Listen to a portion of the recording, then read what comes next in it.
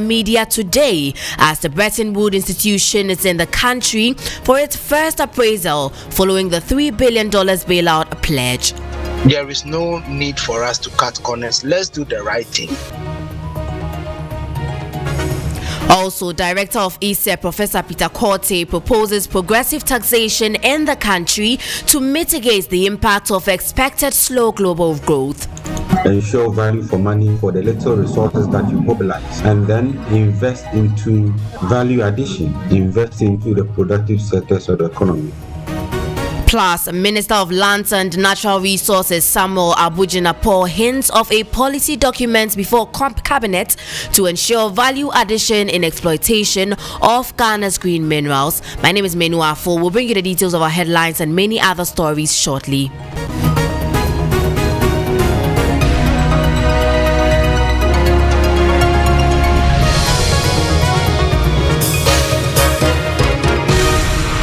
Thank you for staying with us. In our first story, an IMF team expects to address the media today as the Bretton Woods institution is in the country for its first appraisal following the $3 billion bailout package.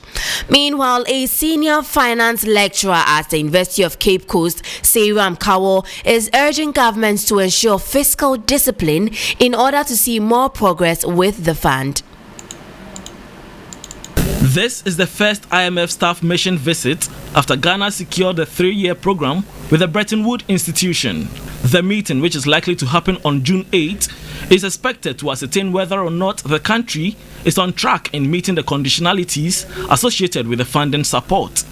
Senior finance lecturer at the University of Cape Coast Business School, Seyram Kawo, says if government adheres strictly to the conditionalities set out by the fund, it will improve the country's economic conditions. The program that has been submitted by the government of Ghana to IMF, if we follow those programs, we will be having sustainable economic development in our country. And if we can do it and submit the program, then there is no need for us to cut corners. Let's do the right thing. In May, the first tranche of the $3 billion bailout program was credited to the Bank of Ghana's account, a situation expected to gradually impact positively on the country's rising inflation, currency depreciation, among other economic challenges. A report by my colleague Bismarck Ewusa. Still on the IMF, Ghana's presidential election next year is seen as presenting a test for whether the government will stick to economic reforms outlined under a $3 billion IMF bailout package. The elections in December 2024 will be midway through the 3-year program, which has already seen the first disbursement of $600 million. 6 further payments are to be made subject to regular reviews by the Bretton Woods institution. According to the head of the IMF's Africa Department, Abebe Emro Selassie, one of the weakest in Ghana over the years has been these election-related spending cycles that he thinks has done a lot to undermine confidence in public accounts in Ghana. Away from that, Director of Institute of Statistical, Social and Economic Research, ISE, Professor Peter Kortey, says government ought to ensure progressive taxation among other measures to mitigate the impact of expected slow global growth on Ghanaians. A latest Global Economic Prospects report has projected global growth to decelerate from 3.1% in 2022 to 2.1% in 2023 amid high inflation, tight monetary policy and more restrictive credit conditions.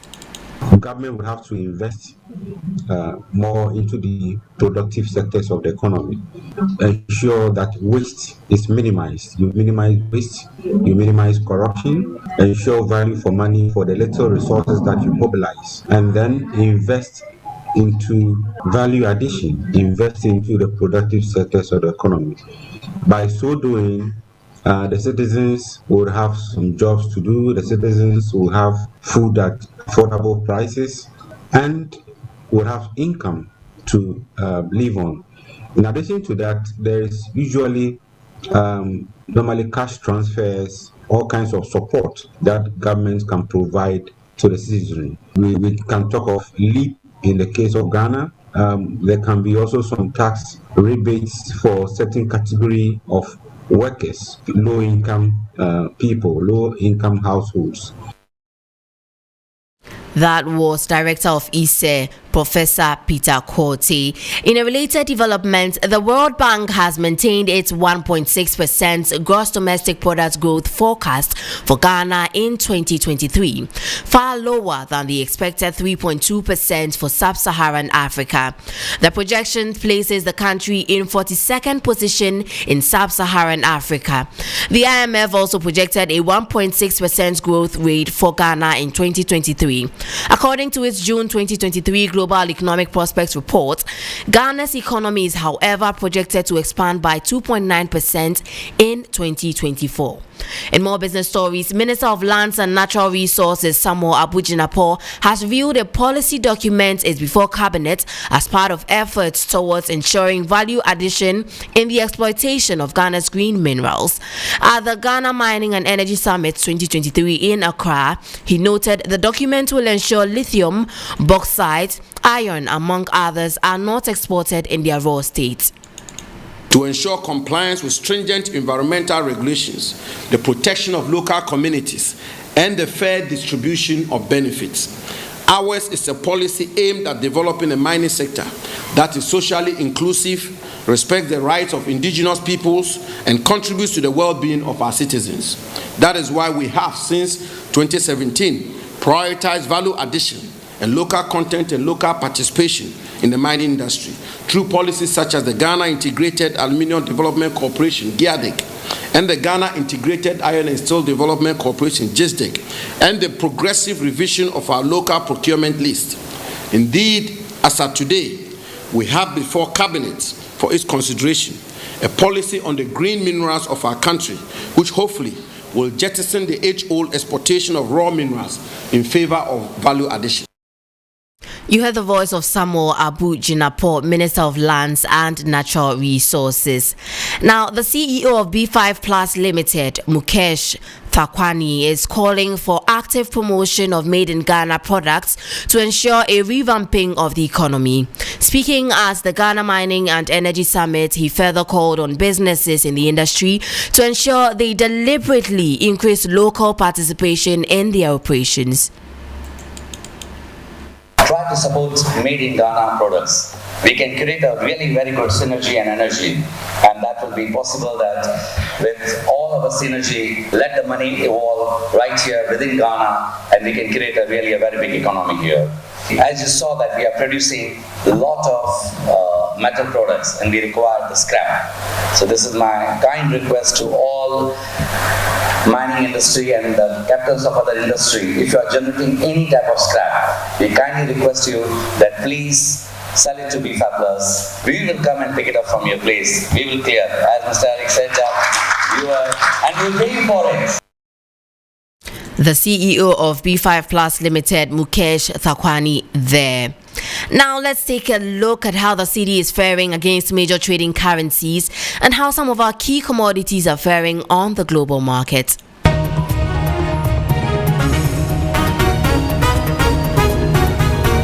On the interbank foreign exchange market, where banks trade amongst themselves, the dollar recorded no price change and is selling at 10 cedis 98 pesos. The British pound gained 5 pesos, selling at 13 cedis 68 pesos. And the euro also gained 5 pesos and is selling at 11 cedis 76 pesos. However, be guided that these figures will be much higher at a forex bureau near you. On the global commodities market, price of cocoa is up by 1.44%, selling at $3,091 per ton. The price of Brent crude oil is up by 0.87%, selling now at $76.95 per barrel, while the price of an ounce of gold is down by 1.16%, selling at $1,958.5.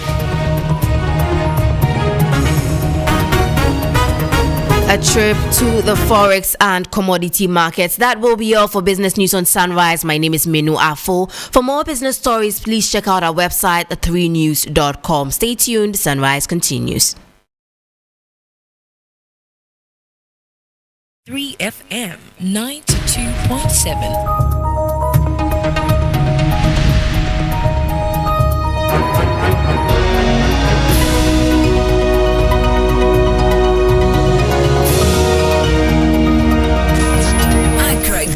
busy on this frequency.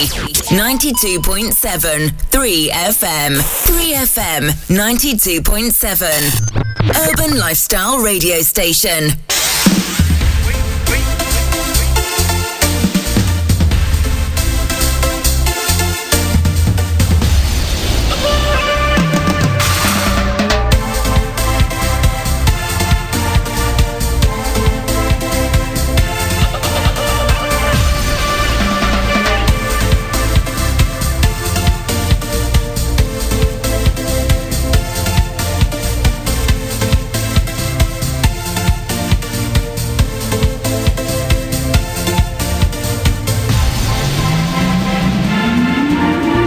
Hello, good morning, and welcome to Sunrise Sports on 3FM 92.7. I am Kelvin Owusu-Ansah. Let's begin from the UEFA Europa Conference League, and Jarrod Bowen ended the 43-year wait for a major trophy for West Ham with a goal fully ensconced into West Ham folklore before the sun came up this morning. Well, after Luka Jovic's first of disallowed goal, Said Benrahma put West Ham in front with a nerveless penalty.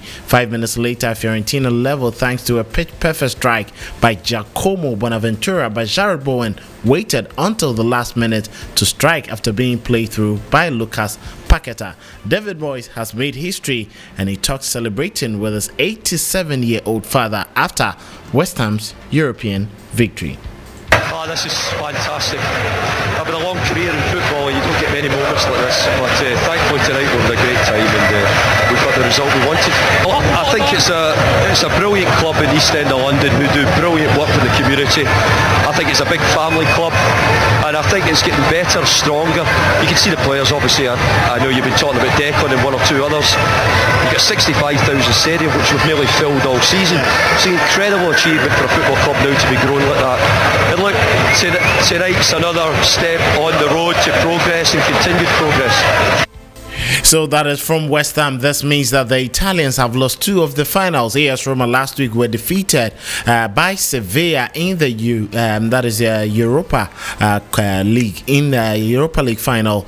That was what happened. And just yesterday, West Ham have also defeated Fiorentina. It means this Saturday, International against Manchester City, there should be some respite for the Italians. That is, if they can defeat Pep Guardiola's team. But West Ham defender Emerson Palmieri has written his name into the history books, becoming the first player ever to win all the 5 European competitions and the 3 UEFA club competitions following his side's success in the Conference League. Well, he's set to mark the achievement by getting the trophy tattooed on his leg, just like he's done to the others. The dramatic victory followed on from Emerson winning the Europa League with Chelsea in 2019 and then the Champions League with the same club 2 years later. He has also won the European Championships when Italy won that final in 2021 against England. So that is it, the Emerson Palmieri. Now moving on to Real Madrid,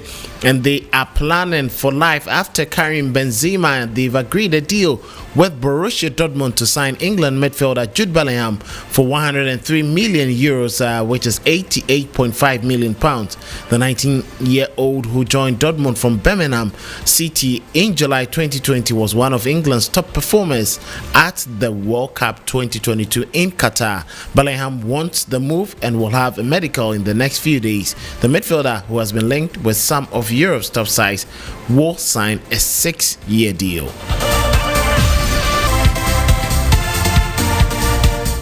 Now, Argentina legend Lionel Messi has joined American side Inter Miami after his exit from French champions Paris Saint-Germain. The former Barcelona forward rejected a more lucrative offer from Saudi Arabian side Al Hilal. The Miami deal includes collaboration from brands like Adidas and Apple. Messi, 35, won the Ballon d'Or award for the world's best player 7 times and is expected to win it later this year after the World Cup success. Now to some more club news, and Sheikh Jassim bin Hamad Al Thani has made a 5th bid to buy Manchester United earlier this week. This is according to sources close to the Qatari banker.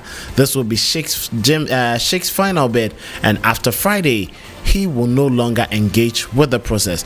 Sky Sports' Kave Sohiko reveals more on this particular bid.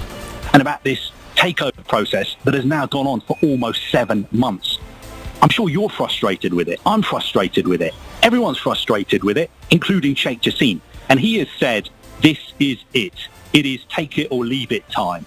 This is my final offer. It's my 5th and final offer. We understand it's worth about £5 billion plus another £1 billion guaranteed to be invested in infrastructure and players. And the Glazers have until close of business on Friday to take it or leave it. Otherwise, Sheikh Jassim is going to leave the bid on the table, but he is walking away. He is not going to be engaging with them anymore. Bear in mind, this is his 5th bid. He made his first bid in February. All his bids have been for 100% of the club. He is a cash buyer. He is ready to go. Ultimately, for the past 4 or 5 months, there have only been 2 bids on the table. And the 2 bids are apples and pears. They are completely different. Sheikh Jassim wants to buy the whole club. He's got the money to do it. Okay, he may be offering slightly less than Jim Ratcliffe, but all his money will be going into Manchester United. And I was told it's now or never. It's time for the Glazers and Rain to make a decision. And I was also told if they decide to go with Sir Jim Ratcliffe and Ineos, good luck to them. Well said. Jim Ratcliffe and Ineos Group are the other main party trying to buy the Premier League club. Well, that was Kaveso Hiko from Sky Sports, and he's also an insider with that is a Manchester United bid process to get the team of the Glazers. Now dropping to the local scene, Hatsufo could actually get relegated on the final day of the Ghana Premier League if they lose to Brecum Chelsea and other results go against them. The poor form of Hearts has been largely being to the lack of consistency this season when it comes to coaches, according to board member Frank Nelson. There has been a lot of shaking in our technical department, from Papish to Ninoy, from Ninoy, from those, then we get Matic from Ninoy. I mean, there's a lot of changes in our technical department, and I can just always guarantee you, a team with short, shaky situation. The only thing I can assure our supporters and every other one. So that from Frank Nelson, that fortunes this season has left a lot of fans of the club displeased, to say the least. Nelson apologizes to them and promises that they are going to stay in the GPL. Who loves Accra so folk that I know it will never happen. So let's forget about things like relegation. We have grown past that. It's not that it cannot happen in football, but like you said, that we have grown past that situation. We live up to tax, but it's a time equally we have to just say to our supporters, we are sorry because we didn't live up to expectation. We are sorry from all departments, maybe the playing body, the technical department, everybody will be able to say, look, including our supporters, maybe there are things the supporters were supposed to do, they didn't do. So we always say look, we have failed ourselves. Well, they failed themselves, but Ken Faisal are also staring at relegation with 16 defeats recorded so far. The Inshallah boys need 3 points to stand any chance of staying up in the top flight. Will form changes in technical staff to perceive low-quality players. Assistant coach of the side, Godwin Ablode, shares his thoughts on this particular issue. Faisal may be relegated once again. We didn't start the season with King Faisal. There was a coach here and they changed the coach, other coach come, they changed the coach, other coach come. So sometimes when you don't get a team to start with the pre-season and you come and meet the team on halfway, it's a bit difficult. That's why we are still working on it. So we can't give any excuse. We came here, we work with them, and this is how far we've come to. So we are still working on them. Well, still working on them. Assistant coach for Kim Faisal. Kim Faisal claimed they have a court case that could possibly turn their season around. It has been alleged that Tamale City fielded an unqualified player during their game with 30 clash with the Kumasi-based side. A favorable decision could mean 3 automatic points for the Inshallah boys, and a win on final day against RTU will ensure survival. But Ablode is focused on getting his charges ready for that last game in Tamale. We are thinking positive. We are playing to the end of the season to see what will happen. We are not thinking of relegation now because we have a last match to play and an FA Cup to play. So we are working hard. We are using the league matches to prepare ourselves for the FA Cup final. So we are still working hard. They are still working hard now. Moving on to Ghana Premier League side, RTU will be playing Ken Faisal on Sunday, and the players boycotted training over unpaid salaries that is Wednesday, with the final match to be played on Sunday against the Inshallah boys. Say Mubarak is the PRO of the club, and he tells us more on the current situation. And this has to do with the outstanding 3-month salaries and 2 winning bonuses owed them by the club. Senior players of the club, led by their captain, have taken the decision to boycott training until their outstanding arrears are paid. Now, their case is that last season they were owed 3 months plus some winning bonuses which were not cleared before the start of the season.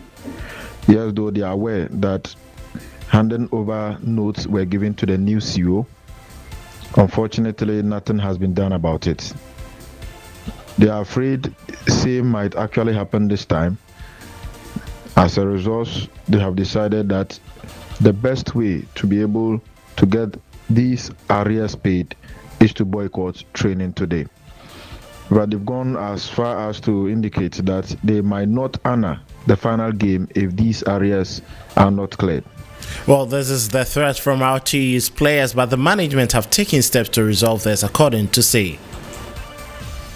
It has come to the notice of management. The CEO, in actual fact, for the past week, have been trying his best. He promised of getting or settling them before the Hearts of Oak game. Unfortunately, things did not go the way he wanted, and so he asked that they go to honor the game and return, after which he will find a way to get them their arrears. And so it has come to us as a shock, but the management, particularly the Chief Executive Officer Jauhari Babadua, is doing everything he can to ensure that he resolve this issue amicably before our final game against King Faisal. So, if you heard the headlines, yes, true, the players failed to turn up for today's act. So that is from say Mubarak Hay as the PRO for Real Tamale United. Now moving on, the final day of the GPL will be highly competitive as the title race goes down the wire between Mediama and Bechim United, who are separated by just 3 points. A draw for Mediama will see them lifting the title, whilst a victory for Bechim United and a loss for Mediama will see Bechim clinching. At the base, we have as many as 7 clubs that could be relegated, including Kotoku Royals, who have already taken their ticket to Ghana's lower division. Director of Coaching Education at the Ghana Football Association, Professor Minta, is happy that this season brought a lot of competitiveness, and he owes it to the improvement in technical intelligence. You see, if you look at the league log, the top is very tight, the bottom is also tight, both Premier and then the Division 1. And this is all due to the quality of coaching. Now you lose one match, you drop. Okay? And no team wants to go on relegation. But if you look at the quality of player, you can see that match coaching has gone into it. And that's why even bringing these new programs on board will help to make it better. Because sometimes a coach will be waiting for an injured player to get better within a week. And because of lack of proper treatment or methodology of treatment, it will take forever. So if you look at the whole system and how you have packaged everything and bringing things on board, things will improve, individuals will get better, the football ecosystem will also improve, and then all Ghanaians will be the winners. So that is Professor Minta. Then CAF have confirmed that all member associations that have class participate in the 2023-2024 CAF Champions League and Confederations Cup will need to have a women's football team, or else cannot get the license to take part in this year's competition. Well, June 30th is the deadline set by CAF for the club license. And now moving on to tennis, the Roland Garros is still on, and defending champion Iga Swiatek maintained her dominant over American teenager Coco Gauff to set up a French Open semi-final against Brazilian 14th seed Beatriz Haddad Maia. World number 1 Swiatek, who beat Coco Gauff in the 2022 final, won 6-4, 6-2. coming into the tournament as a defending champion, it puts a lot of pressure on you. So I'm pretty happy that I can show consistency and just play good here every year. So I would say it's always a little bit less, maybe it changes like before the final, because final you feel like it's the last one and you can give 100%, and it's always kind of packed with pressure and expectations from the outside. But no, I would say that the beginnings of the tournaments are a little bit more tricky, and later when you're just you can just kind of play your game because you also feel a little bit more, and just getting into the rhythm is the toughest part. And the toughest part in there, but their quality showed in a 7th straight victory over Goff. Goff has learned some lessons. I tried to change up a different way how I played. I don't know, obviously I didn't win, so it didn't work, but I think on certain points it did. But yeah, I have to figure something out. Like it? Yeah, definitely. I think I had a couple chances to maybe go up in the scoreboard. A couple breakpoint opportunities. Little points can always change the momentum of the match. Well, little points can change the momentum of the match. Corey Goff there, but Haddad Maia, the Brazilian who had never previously reached the 3rd round of a major, recovered to defeat Onjaber, the Tunisian, 3-6, 7-6, 6-1. She has passed another step as she defeated the Tunisian in the quarterfinal to enter the semis. I know that she could make me a few drop shots, and I was trying to be aggressive. So yeah, I'm happy that I could keep trying to improve my tennis, keep trying to step in, to go forward, and I'm happy with my also mentality today, because I had to be very patient and to wait for the opportunity, and I'm proud because of that. Proud because of that. But in the semi-final, Iga Swiatek against Haddad Maia, and then Mukova will play Arina Sabalenka in the men's. Alexander Zverev made an experience of playing so many times at the French Open count as he dismissed Argentina's breakout star Thomas Martin Etcheverry 6-4, 3-6, 6-3, 6-4 in the quarters. He reaches his 3rd consecutive semi-finals. Zverev. It was the most difficult year of my life, for sure. I love tennis with all my heart, and I love the competitiveness, and that's been taken away exactly 1 year ago. So I'm so happy to be back in the stage. I'm so happy to have the opportunity to play for final for Roland Garros title again. And I see you guys after tomorrow. I can't be happier. Well, the German Alexander Zverev, but Casper Ruud impressively held off a late set from an otherwise tied Holger Rune to reach his 2nd consecutive French Open semi-final with a 6-1, 6-2, 3-6, 6-3 victory. Casper Ruud on defeating the Danish. I feel like the game is improving match by match. Now I can play, just try to let loose, try to play without too much stress. Playing Sasha, it's so great to see him back in the semi-final again, and he's had a really tough year since a year ago. I remember being in the locker room watching the match with him and Rafa and thinking, if this match goes 5 sets, we're going to be here until 1 or 2 a.m. So, and then all of a sudden it sort of stopped and ended his year, so that was very unfortunate, but it's great to see him back, and I think it's going to be a good match. We're going to give it all, both of us, and let's see how it goes. Well, that is it there from the Roland Garros, though there will be some matches that will be coming up today in the women's semi-finals. Yes, there are some games that will be coming up, but let's see how things will pan out today in the French Open tennis. We have Karolina Mukova against Arina Sabalenka, Iga Swiatek against Beatrice Haddad Maia, the Brazilian. Now, finishing off with some NBA, Nikola Jokic and Jamal Murray became the first teammate in NBA Finals history to both record triple doubles, and Denver's 2 stars made sure that the Nuggets claimed the lead in the series by beating the Miami Heat 109-94 in Game 3 on Wednesday night. Well, Game 4 is happening on Friday, but 34 points for Murray, 10 rebounds and 10 assists, getting the rebound he needed with 9 seconds remaining for the victory. That'll be all for sports on Sunrise this morning. My name is Kelvin Owusu, and to have a brilliant day. Johnny Hughes and the rest of the team take over after this.